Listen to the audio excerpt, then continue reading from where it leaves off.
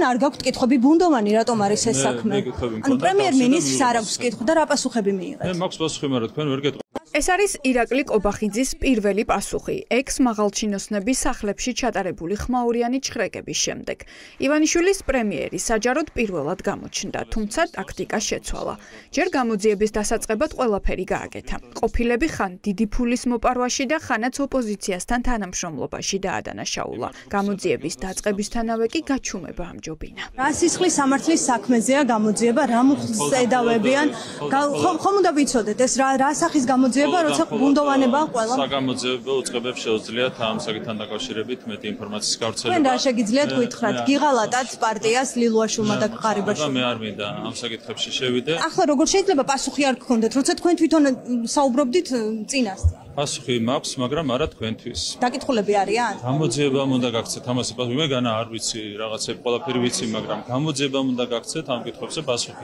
რაბედიელით ღარიბაშვილ ლილუაშვილ ფარცხალაძის ტრიოს არც კობახიძის კაბინეტში იციან. ისინი, ვინც მინისტრები ღარიბაშვილის დროსაც იყვნენ და წესით კარგად უნდა იცოდნენ, როგორ შეიძლებოდა ჰქონოდათ ამდენი ფული და ოქრო სახლებში მაღალჩინოსნებს. ახლა დუმილს ამჯობინებენ. ბატალაშა, ახლა მაინც გვიპასუხეთ ღარიბაშვილზე და ლილუაშვილზე, რატომ გარბი ხართ? თქვენ რა რეაქცია გქონდათ ოქროს ზოდები რომ ნახეთ და 7 მილიონი დოლარი? ღარიბაშვილის, ლილუაშვილის, ფარცხალაძის და მათი ახლო გარემოცვის წევრების სახლებში ჩხრეკა პარასკევს ჩატარდა. მეხუთე დღე ისე სრულდება, რომ ისიც კი არ ვიცით კონკრეტულად ვისი საცხოვრებლიდან ამოიღეს მილიონები და ოქროს ზოდები. სუსი იმასაც კი არ ამბობს, რა მუხლით მიდის გამოძიება. ეს რა კადრები რაც ვნახე, ჯერ კიდევ ერთხელ ვამბობ, ეს არის გამოძიების ნაწილი. რა თქმა უნდა, სასიამოვნო სანახავი ეს ნამდვილად არის. აი თქვენ ხომ იურისტი ხართ, ბატონ პატა. ამდენი ხანია, აი როდესაც ასეთი ნადავლია ამოღებული. ამდენი ხანია ეს ადამიანები, რომ თავისუფლებაზე არიან. აი მათ ხომ შეუძლიათ მოახდინონ მოწმეებზე ზეწოლა, გაანადგურონ მტკიცებულებები. არ უნდა იყვნენ დაკავებული?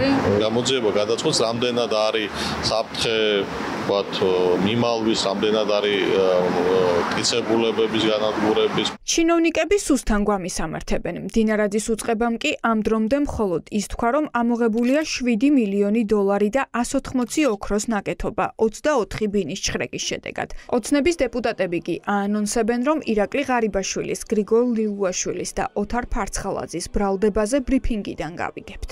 ვის წარედგინება ბრალი, რა მუხლით წარედგინება ბრალი, ამას აუცილებლად შეგვატყობილება. ბრიფინგს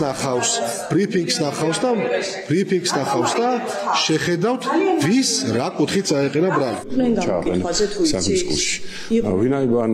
ვინაიდან არ ყოფილა ამასთან დაკავშირებით არც განცხადება, არც ბრიფინგი, ვფიქრობ, რომ არ ყოფილა. დავალოდოთ გამოძიებას და მე არ მგონია, რომ დიდი ხანი გაგრძელდეს და მგონია, რომ ყველაფერზე პასუხები ძალიან მალე იქნება. მაღალჩინოსნების სახლებიდან ამოღებული სიმდიდრე, რომ მხოლოდ ზღვაში წვეთია და კორუფციის მასშტაბი ბევრად დიდი იყო, დარწმუნებულია ივანიშვილის ყოფილი სიძე. შედეგად მისი ინფორმაციით დააკავებენ ყველას, თუმცა ლილუაშვილს ვერ შეეხებიან. ლილუაშვილის დაჭერა როგორ შეიძლება შეძლოს, ვერ შეძლებს ბიძინა ივანიშვილი, იმიტომ რომ ლილუაშვილი წარმოუდგენლად დიდი კომპრომატები აქვს ბიძინა ივანიშვილზე. ფარცხალაძეს დაიჭერს. კი, ღარიბაშვილი შეიძლება დაიჭიროს, იმიტომ რომ ღარიბაშვილს ძალიან ცუდი საქმეები აქვს გაკეთებული. თავდაცვის სამინისტროს ღარიბაშვილის ქონებაზე ნაკლები ბიუჯეტი აქვს.